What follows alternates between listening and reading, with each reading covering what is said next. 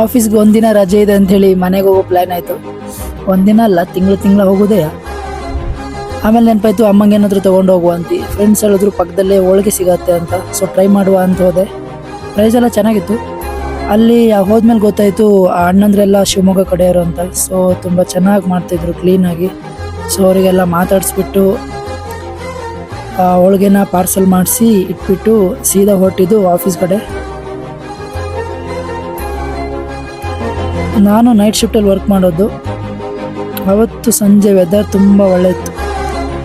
So ಅವತ್ತು ಸಂಜೆ login ಮಾಡಿ ಹಾಗೆ ಬೆಳಿಗ್ಗೆ ಲಾಗೌಟ್ ಮಾಡಿ ಸೀದಾ ಹೊರಟಿದ್ದು ಮೆಜೆಸ್ಟಿಕ್ ಕಡೆ.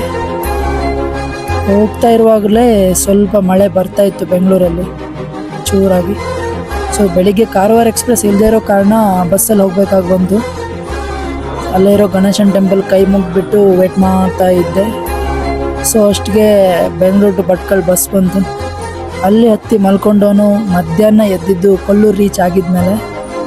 ಕೊಲ್ಲೂರಿಗೆ ಬರ್ತಾ ದಾರಿಲಿ ವೆದರ್ ತುಂಬ ಚೆನ್ನಾಗಿತ್ತು ಘಾಟ್ ಸೆಕ್ಷನಲ್ಲಿ. ಇಲ್ಲಿಂದ ಹೋಗ್ಬೇಕಾದ್ರೆ ನ್ಯೂಸಲ್ಲಿ ನೋಡ್ತಾ ಇದ್ದೆ ಘಾಟ್ ಸೆಕ್ಷನ್ ಎಲ್ಲ ಸರಿ ಇಲ್ಲ, ರೋಡೆಲ್ಲ ಹಾಳಾಗಿಬಿಟ್ಟಿದೆ ಅಂದ್ಬಿಟ್ಟು.